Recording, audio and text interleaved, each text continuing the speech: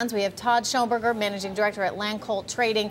Good to see both you guys. I guess the big concern right now, I want to get your reaction, Todd, is to today's news that, in fact, a real event, a credit event has occurred in Greece. It will trigger these CDS contracts. Does this make you more worried about our equities market here at home?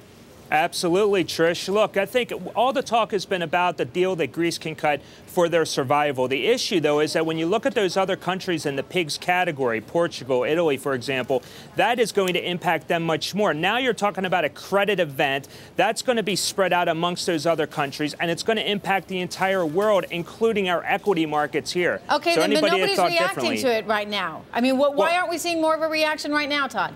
We're dissecting the news right now, Trish. That's about it. I mean, wait till Monday. That's all I'm going to say. Joe Tanious, do you think the market has the right reaction right now? Is Todd wrong?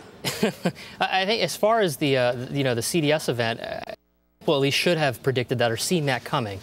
So that isn't too much of a surprise. I think to some extent it's been priced into the markets. Now, that said, you've had quite an amazing rally year to date in the equity markets. And so to the extent markets are looking for an excuse to take a bit of a breather, similar to what they did on Tuesday, of course, this could be another one.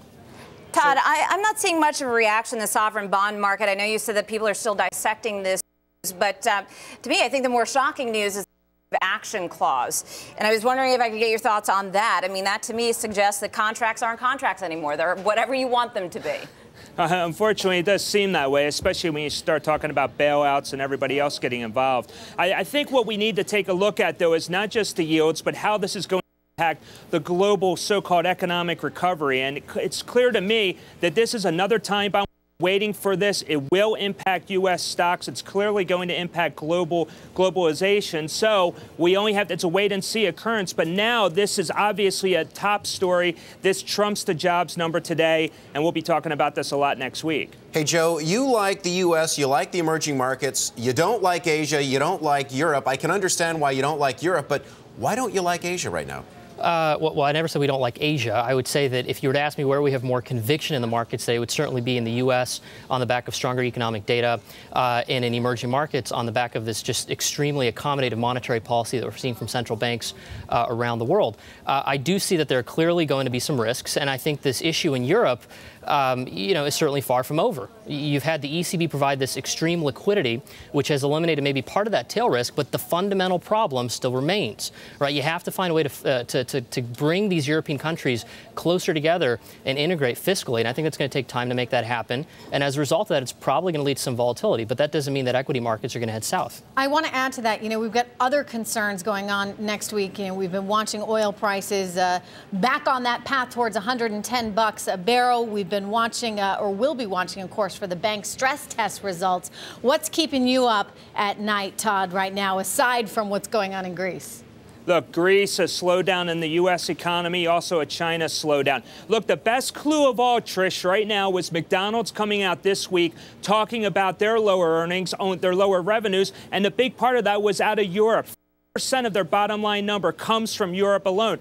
That provided the necessary clues for all of our global companies here in this country. Coca-Cola is another great example. Caterpillar. So if you got a slowdown over there, that will impact our U.S. stocks and therefore U.S. markets. That's why we're completely vulnerable. Okay, so decoupling doesn't exist, right huh? The U.S. economy, given the strength, the recent strength we've seen, that can't continue without worldwide growth?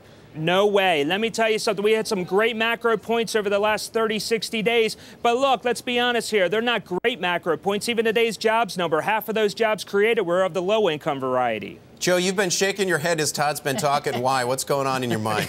No. I mean, I'm sort of taking in all the points that he's saying. And I agree with a lot of them. However, if I were to sort of simplify it, I would say there is a big difference between a weak economy that is continuing to deteriorate and a weak economy that's slowly improving. And we are in the latter. And likewise, there's a big difference between a weak labor market that is continuing to deteriorate and one that's slowly improving. Joe, don't you need the worldwide support of other economies for our economy to continue its growth? I think you absolutely do. And if you take a look at what's going on in the emerging markets, again, you are seeing better than expected economic growth. I hear what you're saying about a Chinese hard versus soft landing. We're in the view that a soft landing can probably be engineered, but I get it. It's certainly debatable. And I think it's certainly going to be a big risk. But here in the U.S., you take a look at a lot of the economic data we've had, it's been trending up. Things are heading in the right direction. Well, I think globally, we continue again to have more conviction in U.S. equities than we would probably in other parts of the world. We also like emerging market equities. And within the U.S., we would probably focus a little bit more on large cap stocks. Okay, Todd, what are you buying or selling for that matter? I'm buying the headlines right now. Look, you can look at oil. We talk about $110 barrel oil. Buy ExxonMobil. Put that as a core holding. We're talking about iPad 3s. Everybody's going to be sleeping out all night for these iPad 3s. Buy Apple if you like. Hey, look, Peyton Manning was just cut by the Colts. Buy Nike. They're going to be the first company the first year they're going to have their NFL jerseys out there. Even all the doomsday, there is a buying opportunity, a money-making opportunity. All right, great to see you guys. Joe Tanious, thank you so much. He's from JP Morgan Funds. Todd Schoenberger, a frequent guest on our show as well. Land Colt Trading.